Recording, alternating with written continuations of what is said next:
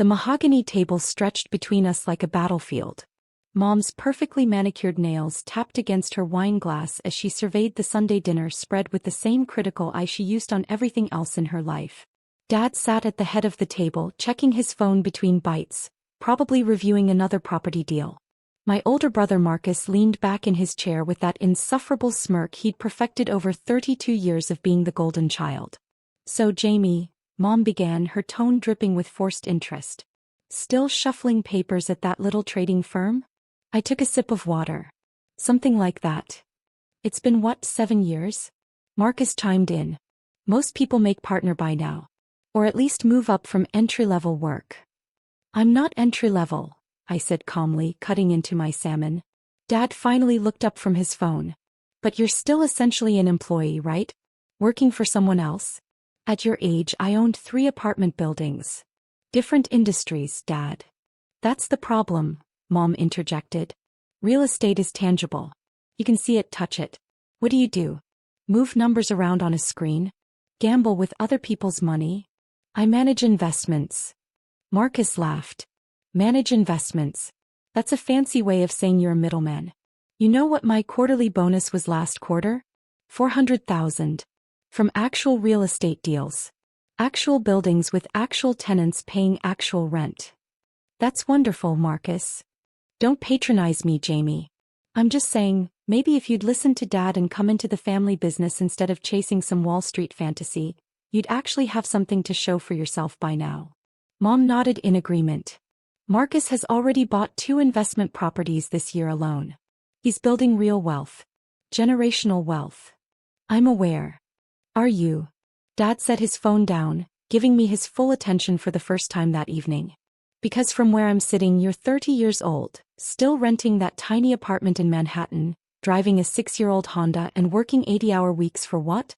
A modest salary and the hope of a decent bonus." "My apartment is fine. My car runs."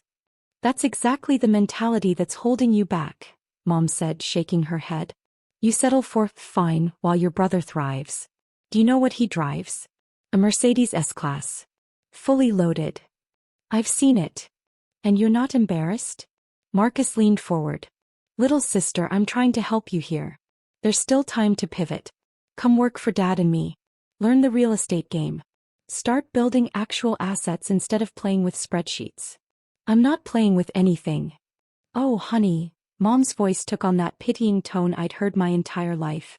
"We know you're trying. We just worry that you've invested 7 years into something that's never going to give you the returns you deserve. The stock market is so volatile. So unpredictable. It's really not if you know what you're doing." Dad scoffed. "Everyone thinks they know what they're doing until the market crashes. Remember 2008? Lehman Brothers? Bear Stearns? All those experts who thought they knew what they were doing. I remember. And you still chose this path. Despite seeing what happened. Despite having a perfectly good opportunity to join a stable, profitable family business." He shook his head in disappointment. "I don't understand you, Jamie. You don't have to understand me." "There it is," Marcus said, throwing his napkin on the table. "That attitude. That stubborn, prideful attitude that's kept you spinning your wheels for 7 years. I'm not spinning my wheels." "No? Then what do you have to show for it? Where's your house? Your luxury car? Your investment portfolio?" Marcus gestured around the room. "This house we're sitting in, I helped Dad buy it. The chandelier above us? I picked it out. The wine we're drinking? From my collection. What have you contributed to this family besides worry?" I set down my fork carefully. "I contribute plenty." "Like what?" Mom challenged. "You missed Dad's birthday party because you were working. You couldn't make it to Marcus's engagement celebration because of some big meeting. You're always too busy with work to spend time with family, but you have nothing to show for all that sacrifice. You don't know what I have." "We know you're still renting," Dad said flatly. "We know you don't own property. We know you're not wealthy enough to stop working if you wanted to. That tells us everything we need to know." The television in the corner of the dining room had been playing quietly in the background, tuned to CNBC like it always was in Dad's house. He liked to keep an eye on the financial markets, even though he claimed stocks were for suckers. The sound was low, Just the murmur of market commentary and ticker symbols scrolling across the bottom of the screen. You know what your problem is? Marcus continued. You bought into the myth. The American dream of Wall Street. The idea that you could be Gordon Gekko or Warren Buffett. But that's not reality for people like us. Reality is brick and mortar. Physical assets. Marcus is right, Mom added. And it's not too late to change course. You're still young. You could come work with your father and brother, learn the business properly, and in 5 years, you could own your first building. In 10 years, you could have a portfolio worth millions. I appreciate the concern. That's not an answer, Dad said sternly. Your mother and I have been talking. We're worried about your future. About your financial security. We think it's time for an intervention. An intervention? We want you to seriously consider leaving that firm and joining the family business. We'll start you at a generous salary, teach you everything you need to know, and give you a path to real ownership. Real wealth.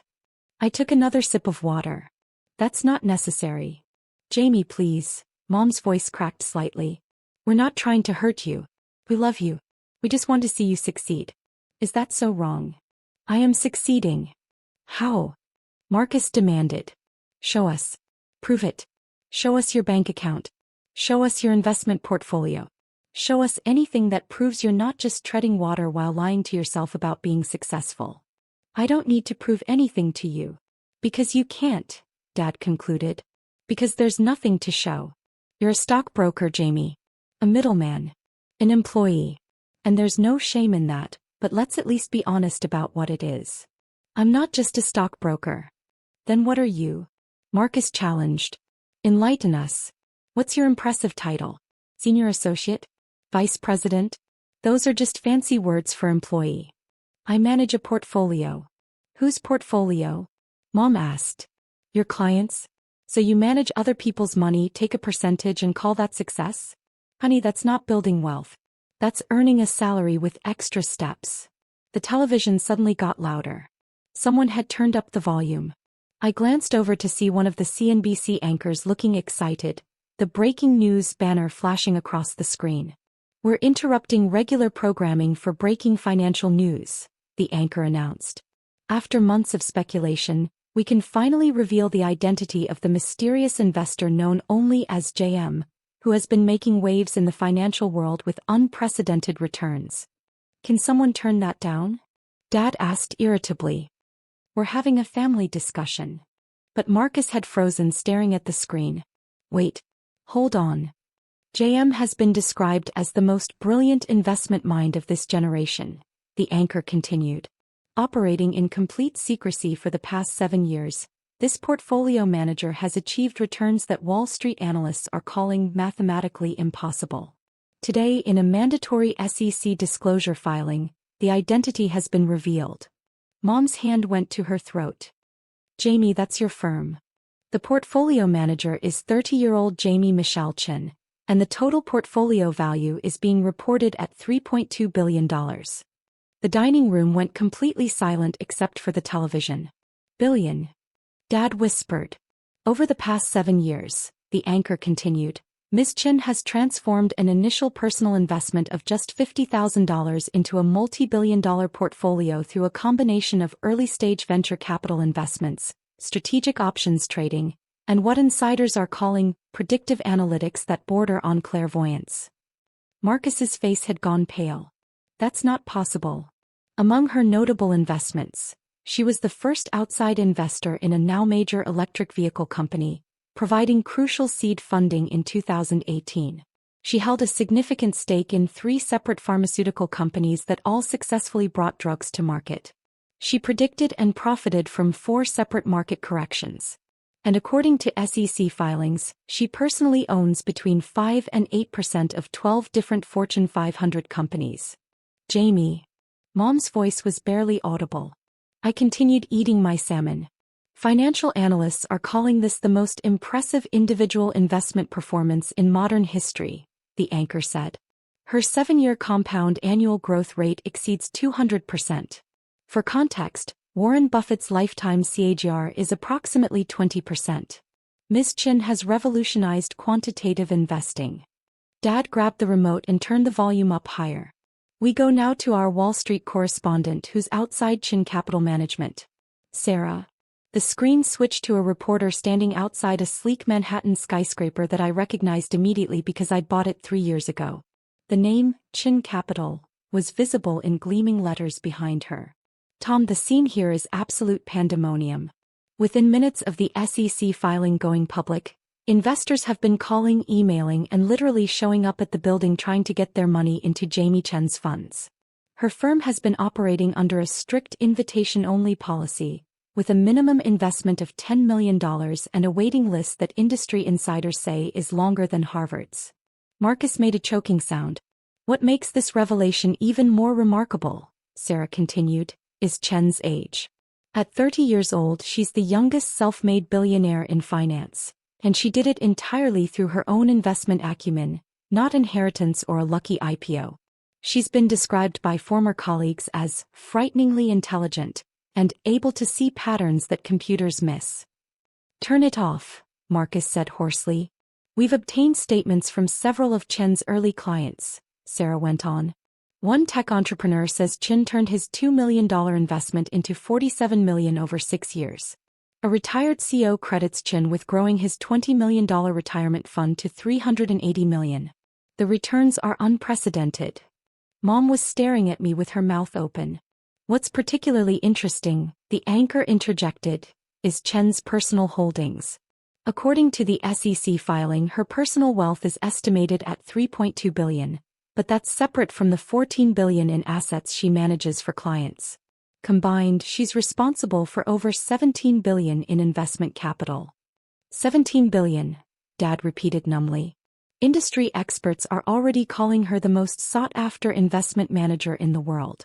Her fund is closed to new investors, and existing clients reportedly have contractual agreements preventing them from withdrawing funds for at least 5 years. Those contracts, which seemed restrictive at the time, now look like the best decision those investors ever made.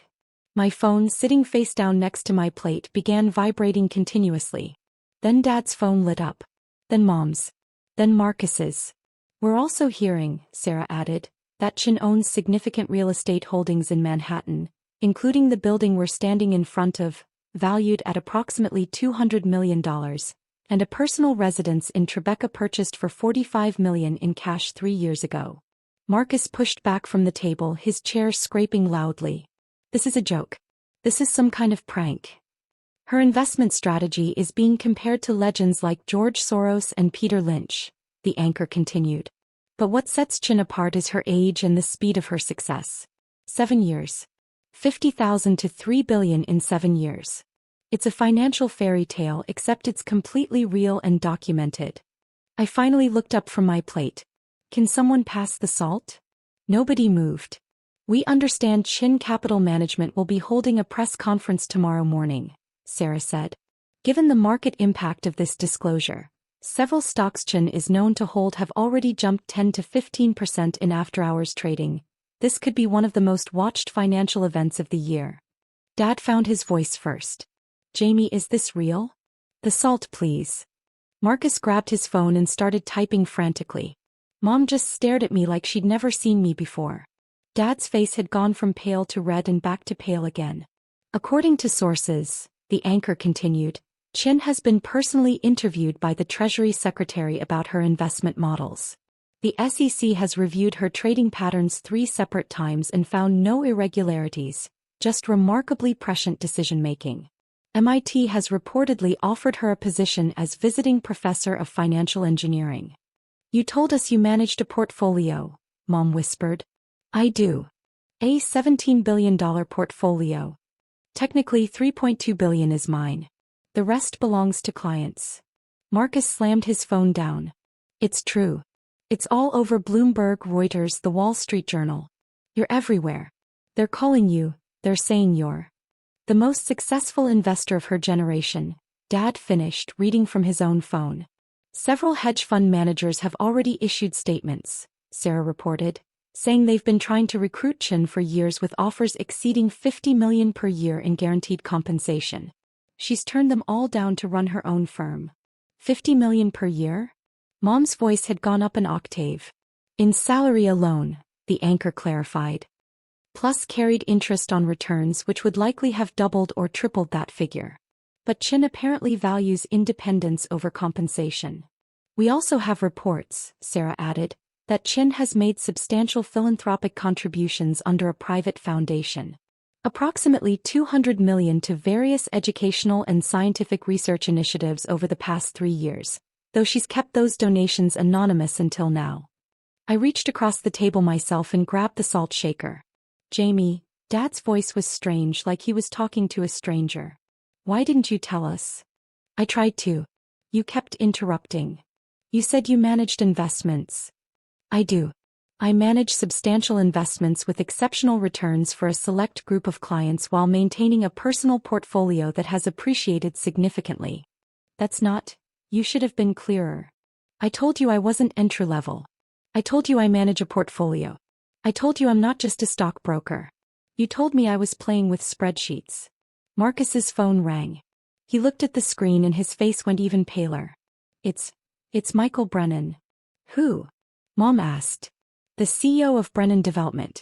One of the biggest real estate developers in the city. Why would he be calling me? He answered with a shaking voice. Hello. Yes, this is Marcus. What? No, she's my sister. I don't know if. Can you hold on? He looked at me with wide eyes. He wants to know if I can introduce him to you. He's been trying to get a meeting for 2 years. I took a bite of salmon. I'm busy. She's busy, Marcus repeated into the phone. No, I don't think. I can't promise. I'll try. Thank you. He hung up. He said his investment fund has been trying to become a Chin Capital client since 2021. He said he'd consider it a personal favor if I could facilitate an introduction. That's nice. Mom's phone rang next. She answered automatically, still staring at me. Hello. Yes, this is Margaret Chin. No, I didn't know. She's my daughter. I'm sorry, who is this? Her eyes widened. The chairwoman of?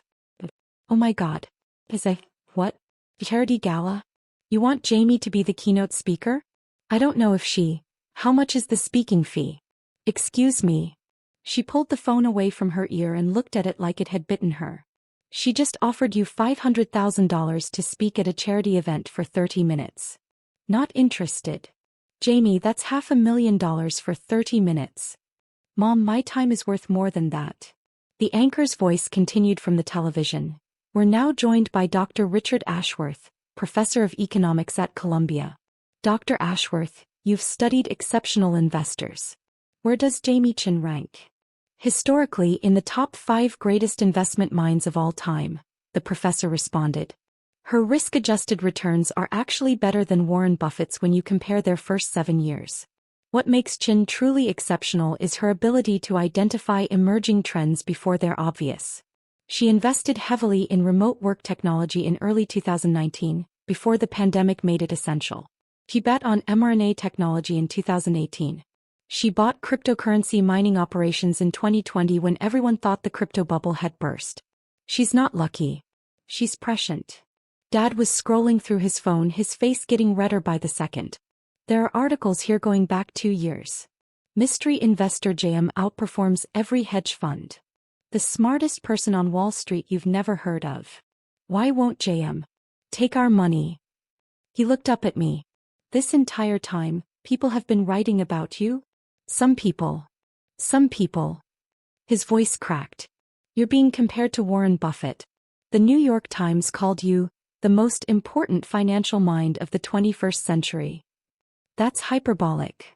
Marcus had gone back to his phone, frantically reading. Your building, the one you work in, you own it? The whole building?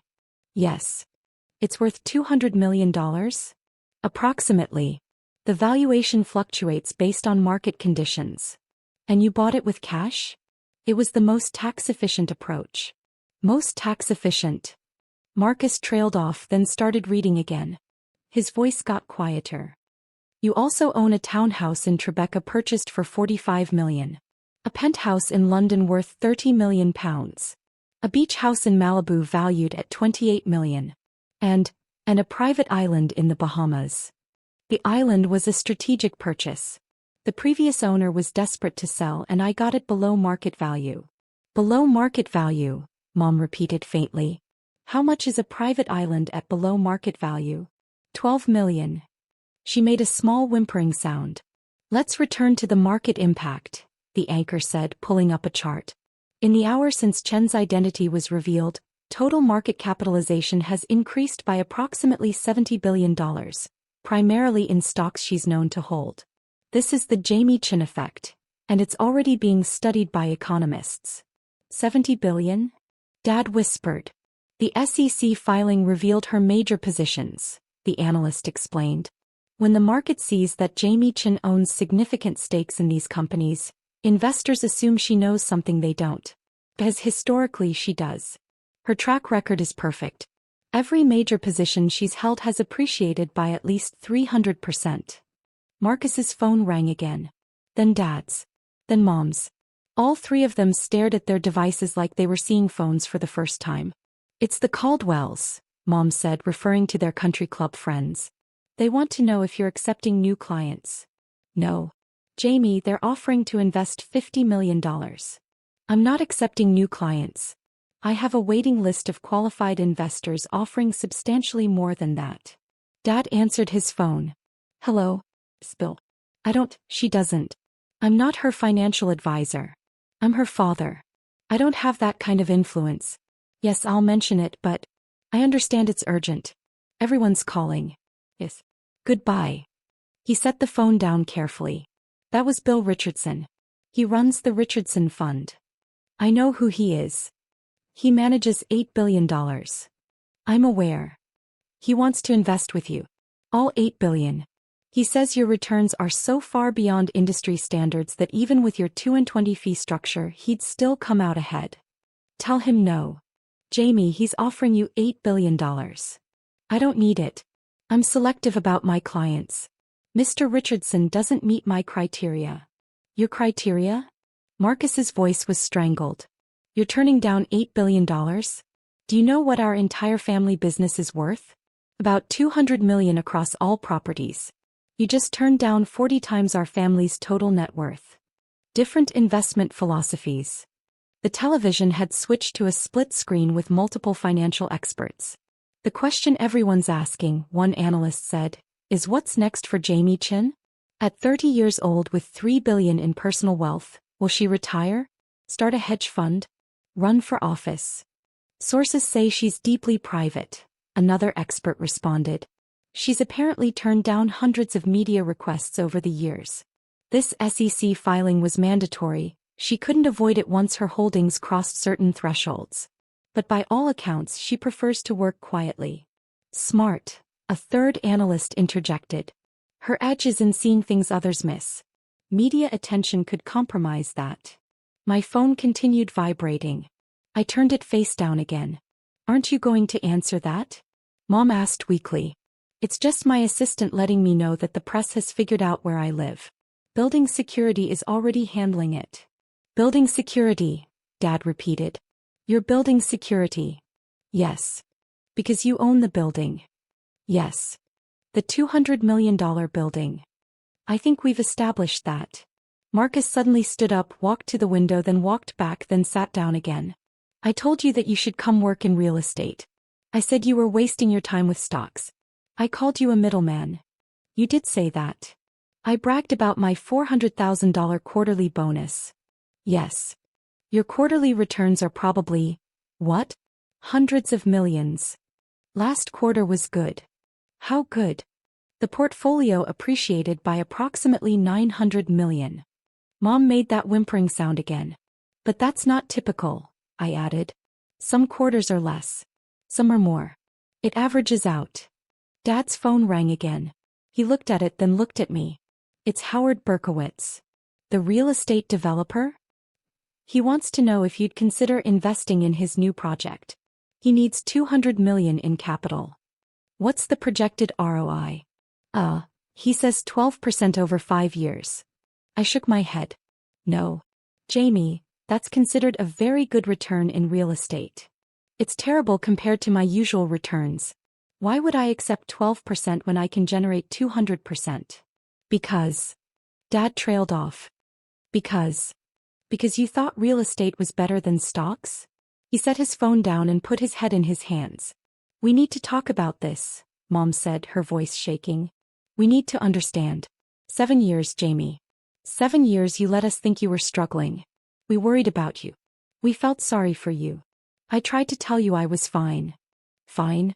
Fine? You're a billionaire. That's not fine, that's extraordinary. It's just numbers, Mom. Just numbers. Marcus laughed, a slightly hysterical edge to it. Just numbers. He says it's just numbers. Jamie, do you understand what you've done? You've beaten the entire financial system.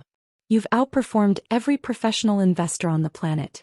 You're richer than some countries. That's also hyperbolic. Is it? He grabbed his phone again.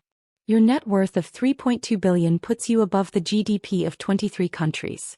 You have more money than the annual budget of most cities. You could buy our family business 50 times over and still be a billionaire. But I wouldn't want to. The silence that followed was deafening. Why not? Dad finally asked, his voice small. Because real estate is tangible, remember? You can see it, touch it. But the returns are mediocre compared to strategic equity investments with proper analysis and timing. You're throwing our words back at us, Mom whispered. I'm just stating facts. You built a successful business. It's worth approximately $200 million, generates good cash flow, and provides a comfortable lifestyle. That's admirable. It's also a rounding error in my portfolio. Marcus stood up again, this time walking to the bar and pouring himself a drink with shaking hands. When did this happen? When did you become this? I've always been this. You just weren't paying attention. We paid attention. We had dinner every month. We talked. I listened. There's a difference. Dad's face was still in his hands. All those times we gave you advice about your career. You gave advice based on your understanding of success. Your understanding was incomplete. We told you to be more like Marcus. Marcus flinched. You did. And Marcus has done very well for himself. 400,000 quarterly bonuses are excellent in the real estate sector. He should be proud. Don't patronize me, Marcus said quietly. I'm not. I'm being sincere. You're successful by conventional standards. You drive a nice car, own nice properties, have a good reputation. That's worth something. But it's nothing compared to you. It's different from me. Not nothing. Mom's phone lit up again. She didn't even look at it. What do we do now? You continue with your lives. I continue with mine. But everything's different now. Everyone knows. The whole world knows you're the same person I was an hour ago. The only difference is now other people know what I already knew. We should have known, Dad said, his voice muffled by his hands. We're your parents. How did we not know? I told you. Multiple times. You chose not to hear it. You said you managed investments. I do. You should have said you were a billionaire. Why? Would it have changed how you treated me? Would you have been less dismissive? Would you have listened to what I was actually saying instead of waiting for your turn to give advice? I set down my fork. The money doesn't change who I am. It just reveals who you are. That landed hard. Mom looked like I'd slapped her. We're proud of you, she said weakly. We've always been proud. No, you weren't. You were disappointed. You thought I was wasting my potential. You felt sorry for me because I drove an old Honda and rented an apartment. We just wanted better for you. You wanted what you understood. Real estate. Physical assets. Something tangible. You couldn't comprehend that I was building something you couldn't see. Marcus finished his drink and poured another. So what happens now? You're going to cut us off? Punish us for not recognizing your genius? No. Nothing changes. We'll still have dinners. You'll still give me unsolicited advice about my career. Mom will still worry about my lifestyle. Dad will still check his phone at the table. But you're not going to tell us anything about your actual life. I've been telling you for 7 years. You weren't listening. The television had moved on to expert panels discussing the broader implications of my disclosure. One economist was arguing that my success proved market efficiency was a myth. Another was insisting I was a statistical anomaly. A third was calling for regulatory investigation, not because I'd done anything wrong, but because my return seemed too good to be true. They're going to investigate you, Dad said, looking at the screen. They already have. 3 times. The SEC knows exactly how I operate. Everything is legal, documented, and transparent. But people are going to say many things. Most of them will be wrong. Some will be jealous. Some will be conspiratorial. I don't control that. I only control my investment decisions. Mom reached across the table, then pulled her hand back, unsure. Can we start over? Can I understand what you actually do? I identify undervalued assets with significant growth potential, invest strategically, manage risk through diversification and options hedging, and compound returns over time while minimizing tax liability. I don't know what half of those words mean. I know. Can you explain it in terms I'd understand? I could, but you wouldn't be interested. You think stocks are gambling. You think real estate is superior. You think I should be more like Marcus. I don't think that anymore. You thought it an hour ago. She didn't have an answer for that. Marcus's phone buzzed with a text. He looked at it and went pale again. My boss just texted me. He wants to know if I can introduce him to you. Your boss who told you that you were the most successful young real estate developer in the city? Yes. Tell him no. Jamie, he's my boss. This could affect my career. Then quit. Come work for me. The offer hung in the air like a grenade. What? Marcus whispered. You're good at what you do. You're organized, detail-oriented, and understand property markets. I'm considering expanding into real estate investment trusts. I need someone who knows the sector.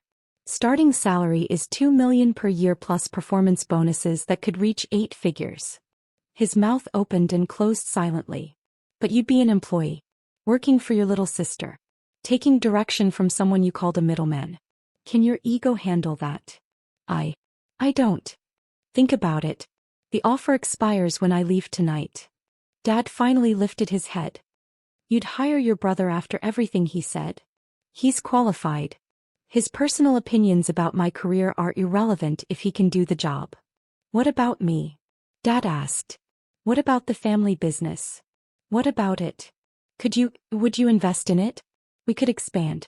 With your capital we could. No. Why not? Because it's not a good investment.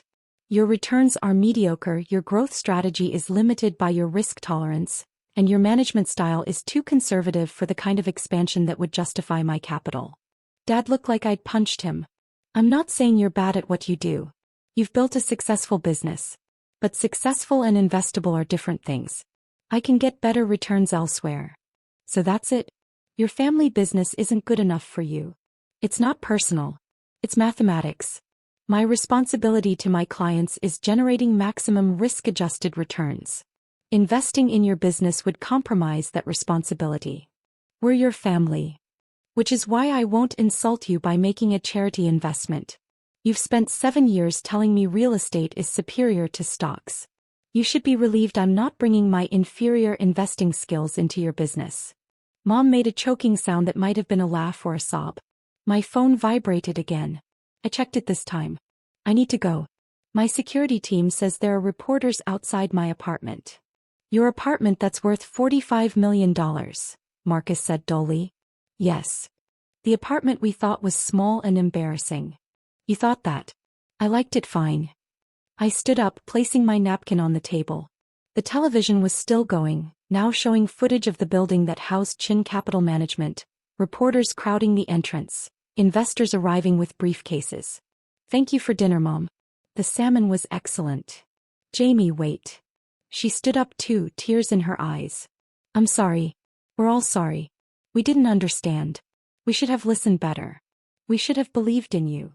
You should have. But you didn't. And that tells me something important about where we stand.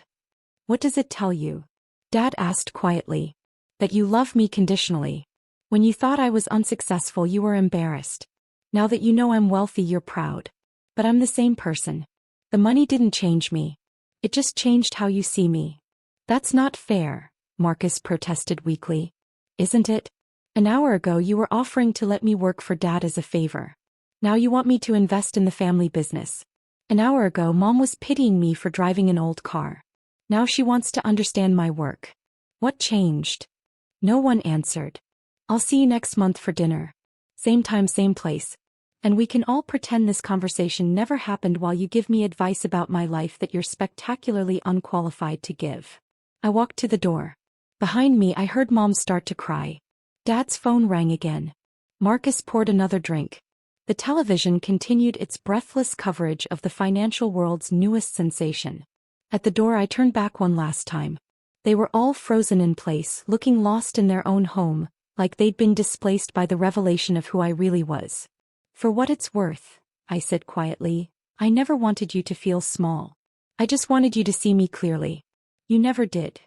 I left them there, surrounded by their tangible assets and their shattered assumptions, while CNBC speculated about my next move and my phone continued its endless vibrating. The drive back to Manhattan was quiet except for the notifications I'd muted. The Honda ran fine just like I'd told them.